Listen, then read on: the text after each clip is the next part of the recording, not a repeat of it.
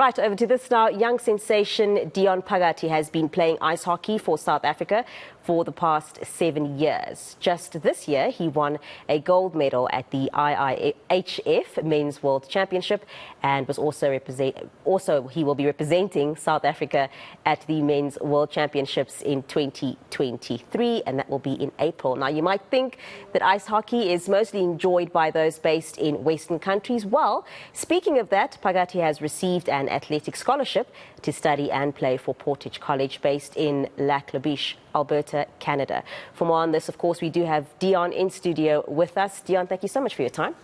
Thank you, thank you, thank you. So I'm quite interested to know what ignited your passion for hockey, especially because if you look at the top 3 codes that we have in our country, ice hockey isn't one of them, and we don't have ice, well, at least not real ice. Yeah. So it all started in 2005 when I was 6 years old. My dad works at Festival More Ice Rink, is the general manager there. So I think it was, I don't know what it was exactly, but I think it was, take your son to work day, something like that. So I went there with him and I got to see something different. For the first time in my life, I got to see ice surface, ice environment, and it was pretty chilly, of course. So I don't know exactly what I said at the time, but I think knowing me, it's like, okay, I want to be on here, I want to figure this out, what to do. So I got started with that. I actually got my skates, and I remember the first time ever I cried because I was scared, right? I was frightened. So I got a few people that were fond of my dad. They basically taught me how to skate, taught me the ropes and everything. 4 years later, I kept doing the same thing throughout. I got better. Obviously, I mastered the skill with time.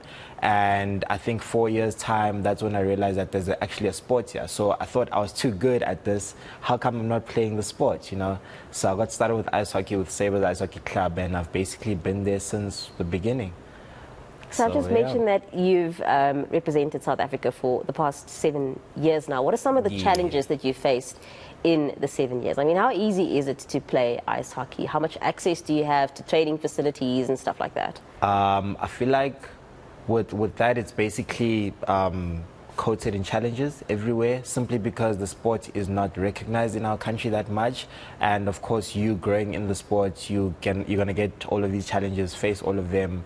Number one being the expense of it. I think it's more expensive than our ordinary sporting codes, our major sporting codes, because of the equipment, because of the resources, the ice time, every single thing. But something else is me being in a Western-based sport. So it's a matter of, color was also brought into the whole picture, but I fought through that, and now I'm happy to say that I feel like I belong there, so yeah. I'm glad that you fought through the color thing. Transformation is very important. Thank you. Talking about the expenses, you got a scholarship for next year. In Canada, and you're going to be playing ice hockey, of course, which is what you love, but alongside that, you're going to be studying as well. And I know that you are trying to raise funds in order for you to do this. If I understand correctly, they're going to pay part of the tuition, and you, of course, have to pay the rest. So can you just talk us through that? And also, how did you get the scholarship? Okay, just so to give everyone a picture, in August earlier this year, I had the opportunity to go to Canada for a summer camp. So that was in Edmonton. The person that helped me, get there was my coach. He coaches the national team at the moment. His name is Dion. So he helped me with that. I got to Canada, had a summer camp. I was exposed to literally the high-end players that are not even my age, but a bit younger. So I was one of the oldest people there, and I was just getting almost destroyed. And you're only 23. Yeah. So I was like, oh, wow. Okay, so people are this young. They built into hockey. They do this as young as they can. When I realized that the skill level, I was not far off, but I can actually work hard enough and improve and get there, I realized that I can actually do this as well. So that was the exposure that I needed, and also that was the validation to actually let me know that, okay, you actually belong here too. You can actually do this as well.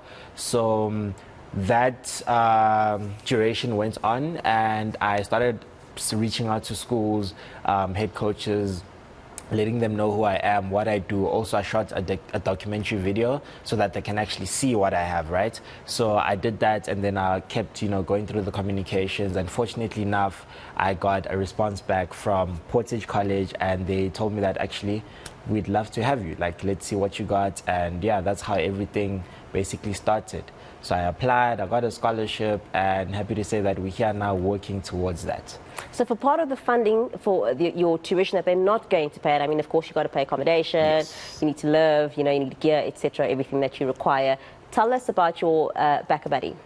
I've got Pagati. Where do our viewers go to help you out? I've got FundMe. So I created 2 crowdfunding platforms, backabuddy.co.za and gofundme.com. So GoFundMe is more for international, Backabuddy is more for local, which is in rands, obviously. So what I did was I put up my story there online for everyone to read it, for basically people that don't know me to understand who I am, where I come from, where I am at the moment, and where I'd love to go, what the vision is. And I basically listed out what would be required. The school having to grant me an athletic scholarship, but obviously that only covers a certain portion of every single thing, right? I would have to cover the rest. That would be my responsibility. So the rest of the tuition, accommodation for the time that I'm there, well, the books, of course, traveling, living expenses, and so forth, that would be my responsibility. So with the time that I have at the moment, I wouldn't be able to raise all those funds on my own. That's why I decided to, share it out there with the world and pray for the best. And our viewers are definitely listening. So talk to me about the tournament that's happening next year. Congratulations, by the way, on the scholarship. But I mean, very quickly, once you've gone to Canada, you're going to have to come back. Yeah. Because you've got, you've got the Men's World Championship happening in April in 2023, where you're going to be representing South Africa as well. So how are your plans going for that? How are you feeling? Are you fit? Are you ready? Are you excited? And my second question is, which I actually asked you off air, is how far is South Africa from a team like Canada? I mean, they have ice, they live in ice, it's what they do, it's what they eat, breathe, sleep. Yes. Precisely. So how far off are we, and what do you think we need to do? What does the Federation need to do in order to ensure that you guys have the necessary resources to get to where we need to for ice hockey in our country? All right, starting off with the first question. Ever since I got back actually from Canada, the fitness levels have been like skyrocketing. I've just been maintaining all of that, working hard. I think a week ago or 2 weeks ago, we recently had our first squad camp with the Federation, with the squad team. So we did on-ice training sessions, off-ice training sessions where we test our fitness and so forth with the rest of the guys. So I'm happy to say that we are looking quite strong. And that's only the first preparation phase, right? We're still going to go through all of these and get better and prepare. So coming onto the World Championship happening in April next year, I'm confident to say we're going to get another gold medal and go up the next division. And then going on to the second question, I know Canada, in my opinion, I feel like they are the best team in the world when it comes to ice hockey, simply because it's basically them. It's part of their identity. It's what they do. They don't have to groom it in and stuff like that. So we have to start with the sport, get to know the sport, understand the sport, ultimately get better in it. So the margin between us and them, in all honesty, is quite huge. So I feel like, I'm not saying it's impossible, but I feel like it is a stretch. But with commitment, with work ethic, with consistency, that's something that we'll definitely get to. And based on the resources we need to be putting in, one thing I know for a fact is that they've got ice time every single day available to them. We hardly have ice in the country. I mean, we have less than 10 ice rinks in the whole of the country.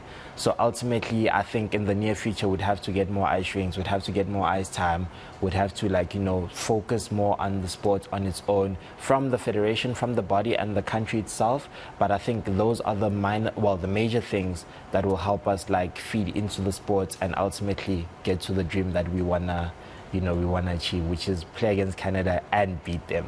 And beat them. Yes, that's super important. That's very, very important. Dion, time flies when you're having fun, so we're going to have to go. But again, congratulations on that scholarship. We wish you all the best as well for the tournament next year. I know you're going to represent South Africa very, very well. And I hope that I will still be alive and on this earth the day that South Africa beats Canada. I want to see that, and I hope that you're going to be playing there. But we wish you all the best. Thank you so much for joining us. That was SA ice hockey sensation Dion Phakathi. He's received a scholarship in Canada to go ahead and play ice hockey there as well as study. And he will be representing South Africa in the men's tournament, rather the men's world championship, which will be in April 2023. We'll have more sport for you later. Stay with us.